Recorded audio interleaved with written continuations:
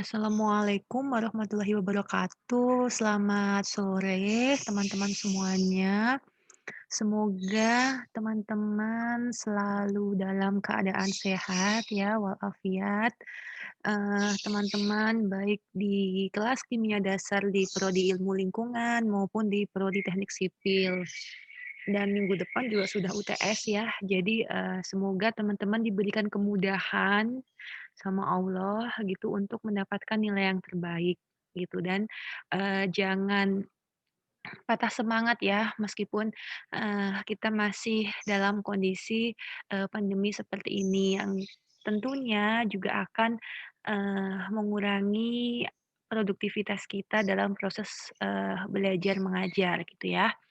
Nah, dari materi sebelumnya, yaitu kinetika laju reaksi, sekarang kita masuk ke materi terakhir, yaitu materi perhitungan pH dan larutan garam dan hidrolisis. Nah, yang pertama, seperti biasa ya, kita, menggunakan sumber dari chemistry dari Chang ya, mengenai, asam dan basa, karena perhitungan pH ini berkaitan dengan asam basa dan nanti juga proses pembentukan garam ya, begitu. Nah, kita sedikit mengingat dari pertemuan sebelumnya di mana, kita sudah belajar ya bagaimana, membedakan asam kuat, basa kuat, kemudian juga asam lemah dan basa lemah. Di mana ini dibedakan berdasarkan aktivitas hidrogen atau derajat ionisasinya alfa gitu ya di dalam air. Nah, di sini sudah terbagi asam kuat seperti HNO3, asam sulfat, asam klorida. Basa kuat ada di situ ada NaOH, ada kalium hidroksida, kalsium hidroksida. Kemudian yang asam lemah ada asam asetat karena di sini dia terionisasi sebagian, sedangkan di asam atau basa kuat dia terionisasi secara sempurna. Begitu. Kemudian di basa lemah contohnya ada NH4OH. Nah, yang perlu teman-teman perhatikan di sini adalah derajat ionisasi yang sempurna pada asam kuat dan basa kuat, sedangkan derajat ionisasi yang sebagian pada asam lemah atau basa lemah. Nah, apa itu pH? Seperti di materi sebelumnya, kita mengenal di situ ada kertas lakmus ya, untuk mengukur pH. Jadi ketika kertas lakmus itu dimasukkan ke dalam air sampel, dia akan menunjukkan suatu warna. Apabila dia menuju warna biru, berarti menuju pH netral, begitu ya. Namun ketika warnanya merah, seperti yang tertera pada indeks warnanya itu, maka dia menuju ke pH asam. Ini kertas lakmus sama juga ketika kita mengukur dengan pH meter di laboratorium maupun pH meter yang, bisa dibawa kemana mana ya, itu sama. Cuman bedanya kalau kertas lakmus itu, lebih mudah, apalagi, eee, kalau pada saat kondisi kita lagi sampling air itu, kondisi medannya tidak baik, ataupun kita tidak memiliki pH meter, atau pH meternya tiba-tiba baterainya habis, dan sebagainya. Jadi kita bisa menggunakan kertas lakmus itu sebagai penanda awal, karena nilai pH harus diukur pada saat kita di lokasi, pengambilan sampel, begitu. Tidak boleh pada saat di lab, karena dia akan, mengalami perubahan, gitu ya, tidak valid lagi. Boleh, namun tidak valid, begitu ya. Nah, jadi pH digunakan untuk mengetahui asam atau basa suatu larutan. Nah, pH ini digunakan untuk mengetahui jumlah ion hidrogen di dalam suatu larutan. Nah, secara matematika, rumus pH itu adalah min log H plus, begitu ya. Nah, ini nanti teman-teman silahkan dibuka untuk aturan log itu seperti apa. Misalkan A log B itu sama dengan berapa, gitu ya. Nah, itu, silahkan dibuka di Google atau di materi kalkulus ada ya, ini sederhana sekali Mas Yan. Kemudian tanda kurung itu menunjukkan konsentrasi dalam molar. Contohnya di situ, berapakah pH larutan jika konsentrasi H+ suatu molekul X itu adalah 1 kali 10⁻³ molar. Berarti pH-nya menunjukkan main log dari konsentrasi itu, yaitu main log kali 1 kali 10⁻³. Nah, ini jawabannya adalah 3. A log B pangkat N itu jawabannya berapa gitu ya. Silahkan teman-teman cari rumus untuk lognya. Di situ minus dan minus jawabannya adalah 3 ya. Nah, soal yang kedua, misalkan di situ ada POH, basa, menlog konsentrasi OH-. Jadi, ketika ada konsentrasi OH- suatu molekul B, 0,01 molar, maka nilai POH-nya adalah menlog dari OH-nya, menlog dari 0,01. Sehingga jawabannya di situ adalah 2.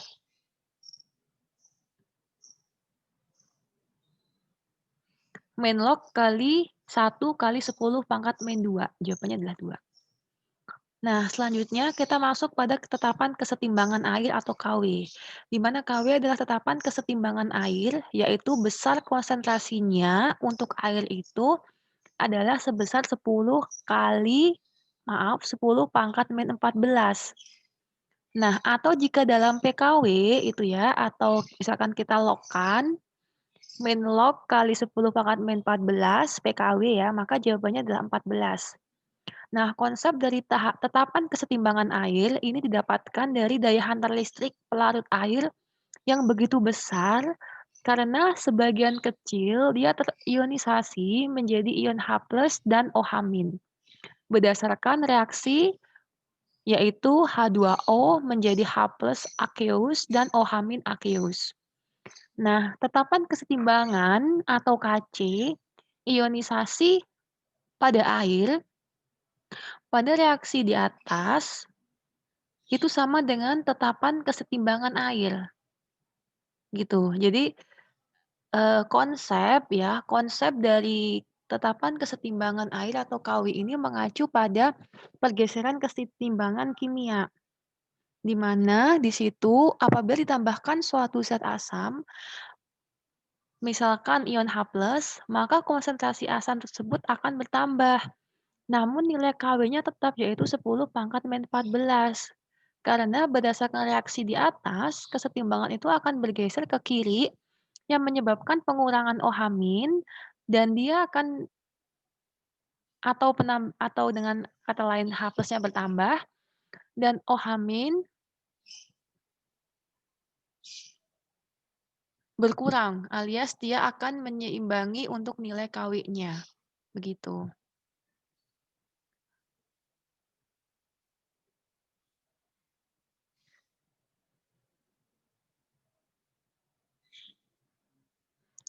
Begitu juga kalau kita menambahkan zat basa atau OH-, maka konsentrasi basa tersebut akan bertambah.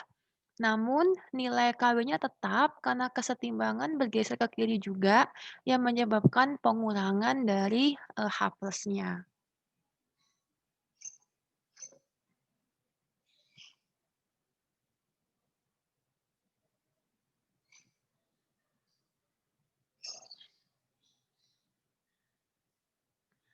Nah, tetapan kesetimbangan air atau KW ini jadi air dapat menghantar listrik tapi sangat kecil sehingga tergolong non-elektrolit.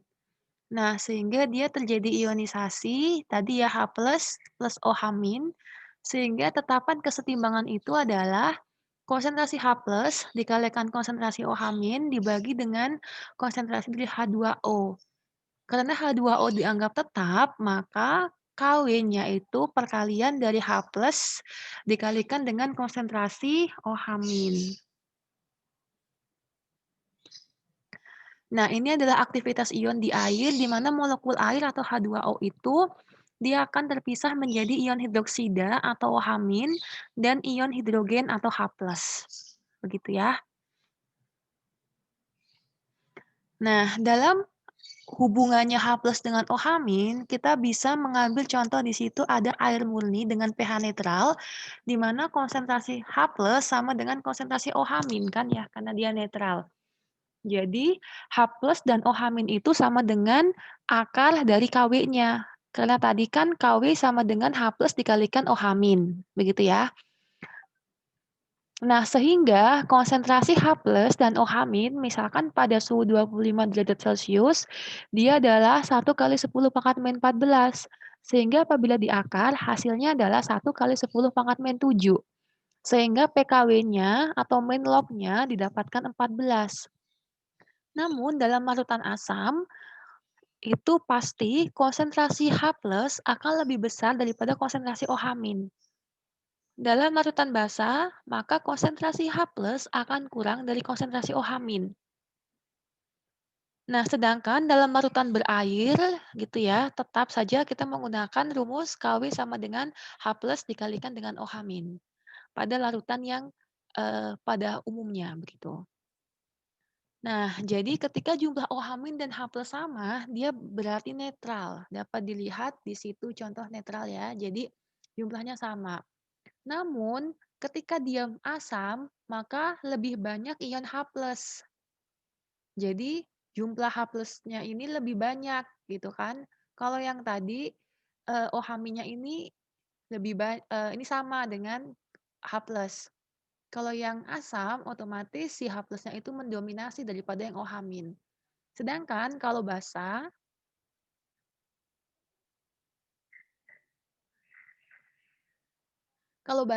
berarti yang OH- dia mendominasi atau lebih sedikit dari H+. Begitu ya, teman-teman. Lebih sedikit ion H+ ya. Nah, jadi hubungan pH dengan pOH itu di mana di situ log Kw, tadi kan Kw sama dengan H+ kali OH-. Jadi kalau kita logkan ya berarti tinggal kita masukkan log di situ. Sehingga ketemulah di situ di mana log Kw sama dengan log H+ dikalikan log OH-. Nah, perkalian itu sama dengan penjumlahan kan dalam logaritma, sehingga log H+ ditambah log OH-. Sehingga sama dengan log H+ itu sama dengan kita mencari pH, sedangkan log OH- sama dengan kita mencari pOH pada rumus di awal tadi. Nah, itu sama dengan PKW-nya. Sehingga larutan netral itu memiliki pH atau pOH adalah 7. Sedangkan asam pH-nya kurang 7 dan basa adalah lebih dari 7.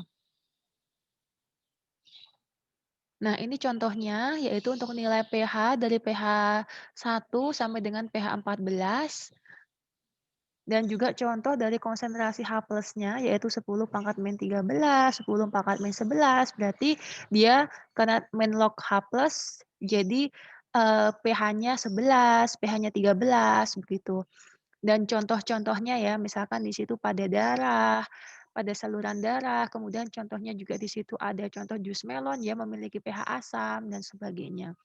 Jadi mol alkalin untuk basa dan mol acid untuk asam. Nah, kemudian kita masuk pada derajat ionisasi, di mana asam cuka gitu ya bisa digunakan untuk masak juga, itu adalah contoh dari asam lemah.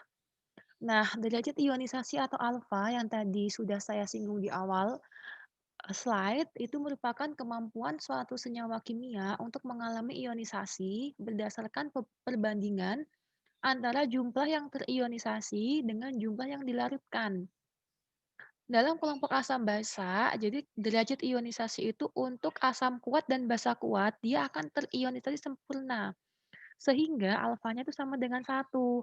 Dan dia tidak mengalami reaksi kesetimbangan. Nah, semakin besar nilai Ka, maka akan semakin kuat asam tersebut. Untuk asam lemah dan basa lemah, dia akan terionisasi sebagian. Sehingga nilai alfanya itu antara 0, lebih dari 0, atau kurang dari 1. Dan mengalami reaksi kesetimbangan.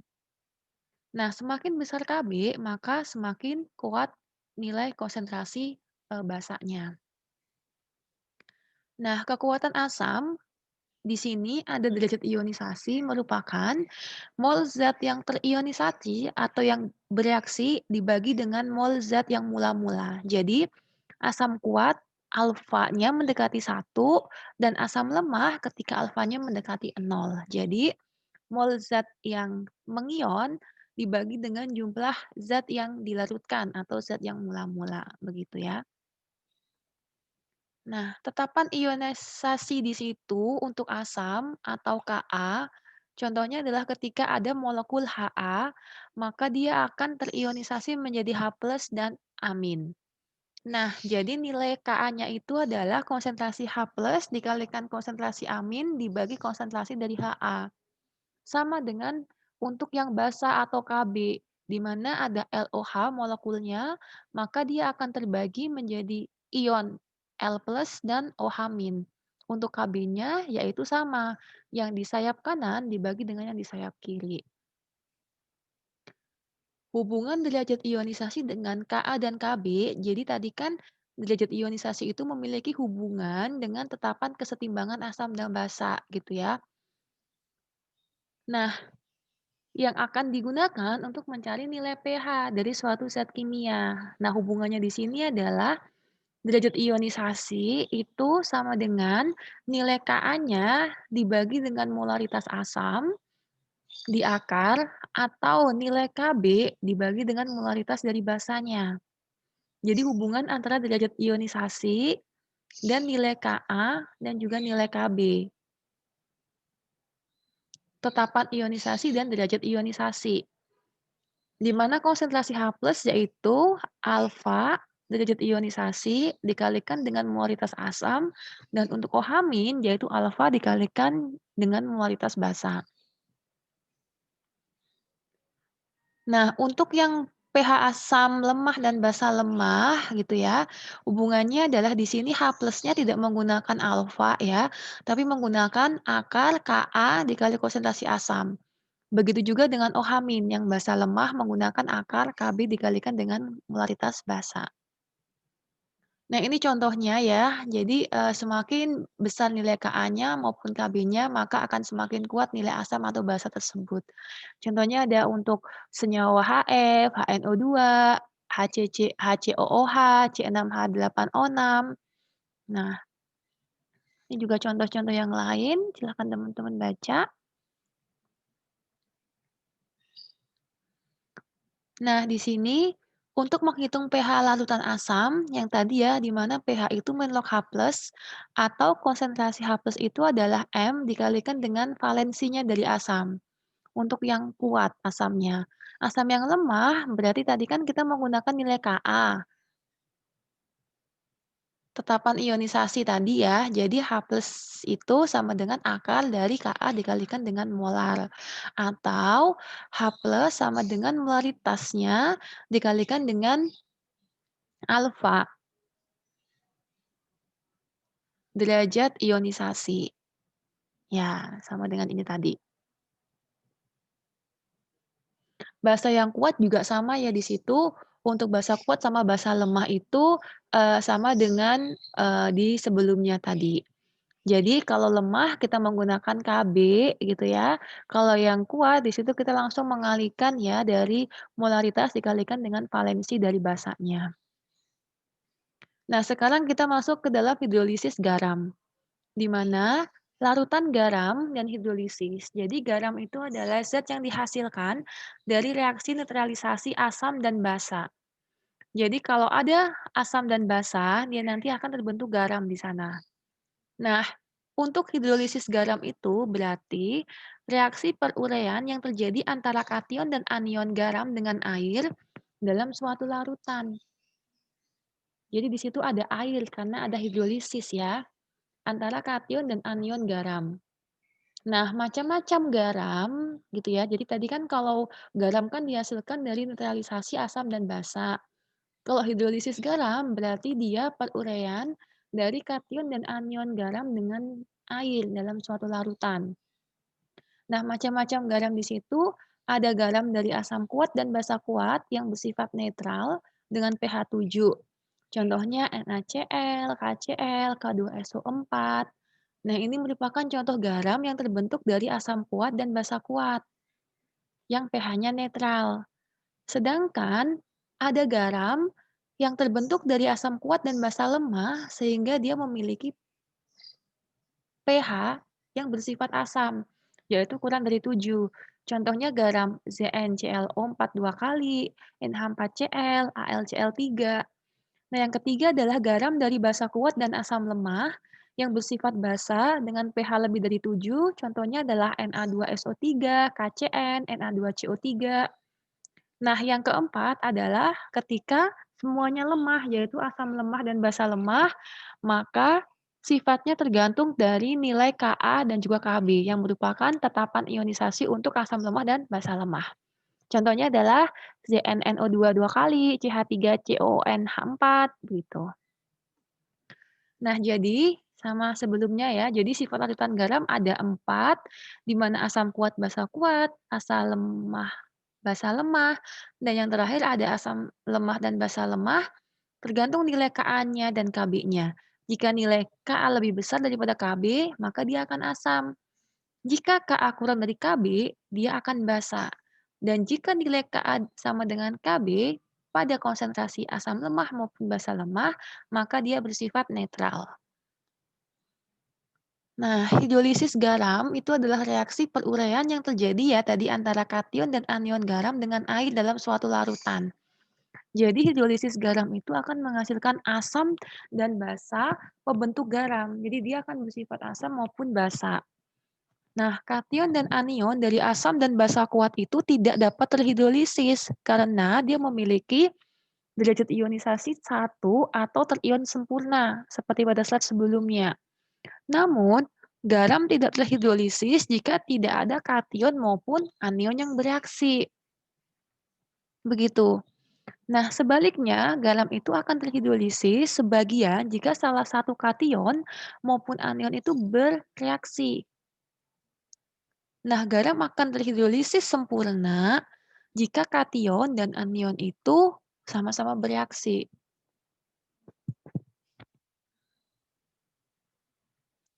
Contohnya di situ ada hidrolisis garam dari asam kuat dan basa kuat, gitu ya. Itu dia tidak terhidrolisis. Contohnya yaitu KCl dan H2O. Dia terionisasi sempurna menjadi K plus OH- dan H dan Cl-. Sehingga ada OH- dan H+ di situ, maka dia bersifat netral. Sedangkan Cl- itu tidak dapat terhidrolisis ya. Jadi Cl- ditambah H2O tidak ada reaksinya dan juga K+ ditambah dengan H2O. Sehingga di situ dia disebut dengan hidrolisis dari asam kuat dan basa kuat karena dia terionisasi sempurna sehingga tidak dapat terhidrolisis dan sifatnya adalah netral. Selanjutnya, hidrolisis garam dari asam kuat dan basa lemah itu akan terhidrolisis sebagian kationnya sehingga garamnya bersifat asam. Contohnya ada NH4Cl dan H2O di situ. Basa lemahnya adalah NH4Cl, di mana NH4Cl itu terhidrolisis gitu ya menjadi NH4OH ditambah H2O-nya itu terionisasi sempurna menjadi H+ dan Cl-.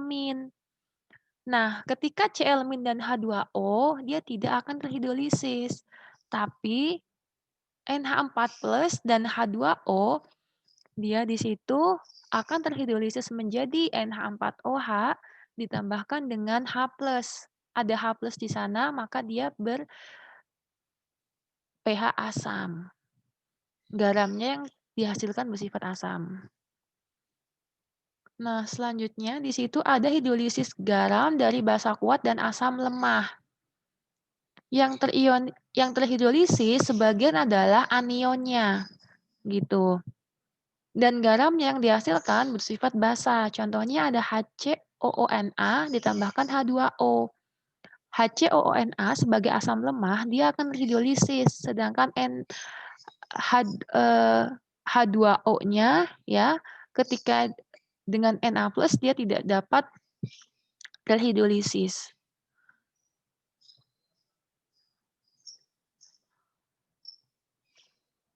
Nah, kemudian ketika ada Na di situ dia bisa terionisasi, Na ditambahkan dengan OH-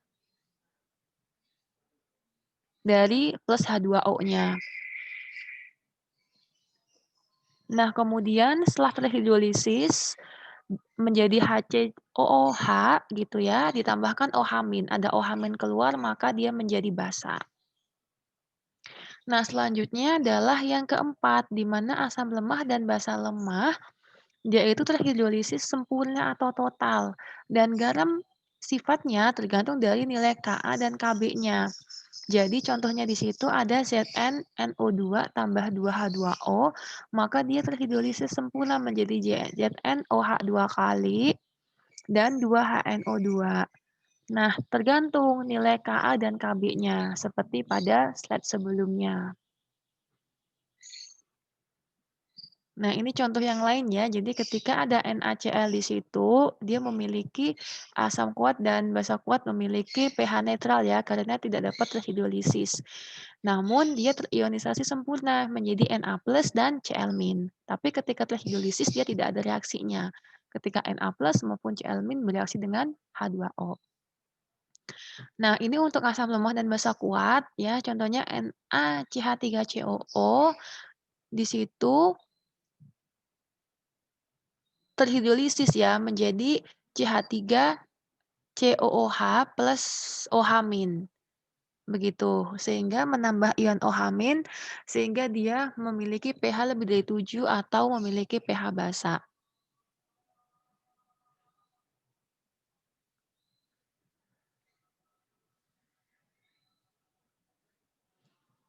Nah, ini merupakan rumus untuk pH larutan garam ya, di mana dari asam kuat dan basa kuat itu tepat habis bereaksi yang memiliki pH 7.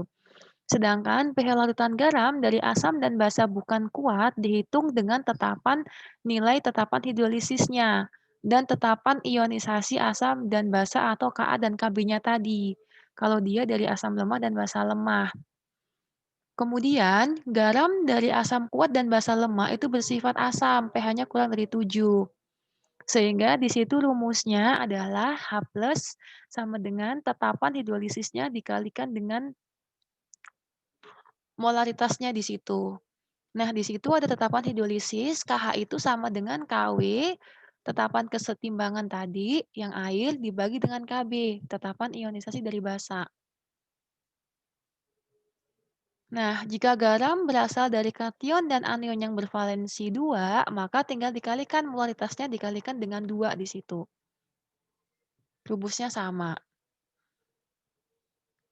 Nah, contohnya di sini garam dari asam kuat dan basa lemah gitu ya, di mana tetapan hidrolisisnya itu adalah dari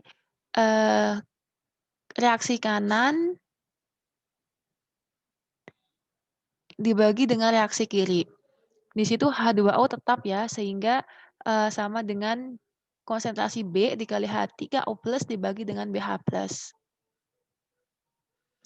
Nah, untuk konsentrasi H plusnya itu sama dengan H akar KH dikalikan dengan molaritasnya.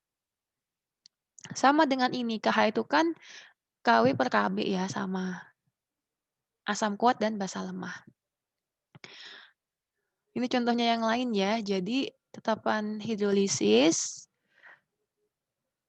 kemudian di situ KH ya, ada juga ada KB, tetapan ionisasi untuk basa lemah, dan juga KW, tetapan kesetimbangan untuk air yang memiliki PKW 14 tadi. Di mana KH dikalikan KB sama dengan KW. Nah, jadi molaritas di situ adalah konsentrasi anion yang terhidrolisis.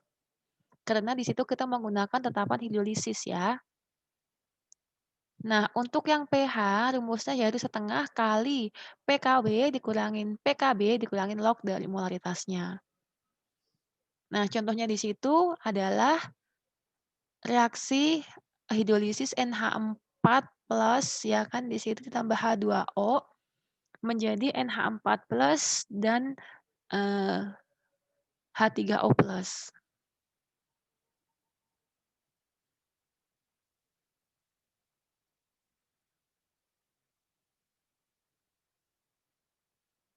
Maka pH-nya di situ adalah kita menggunakan rumus ini tadi, setengah kali PKW min PKB gitu.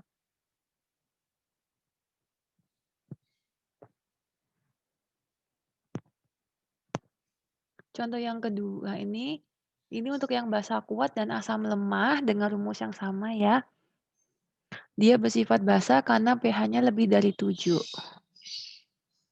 Basa kuat dan asam lemah.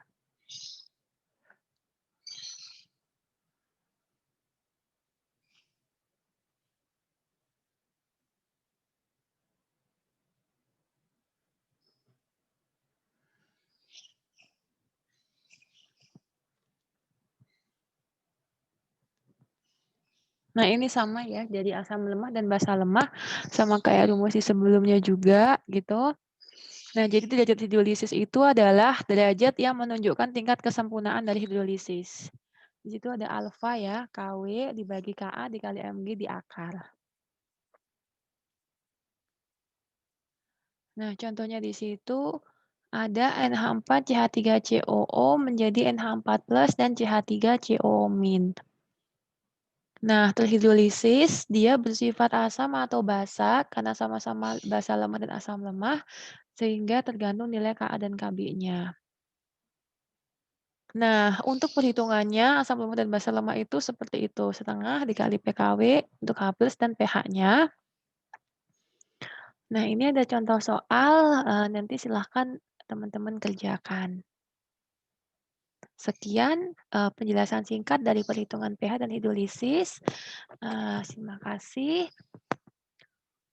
Semoga teman-teman tetap semangat ya. Wassalamualaikum warahmatullahi wabarakatuh.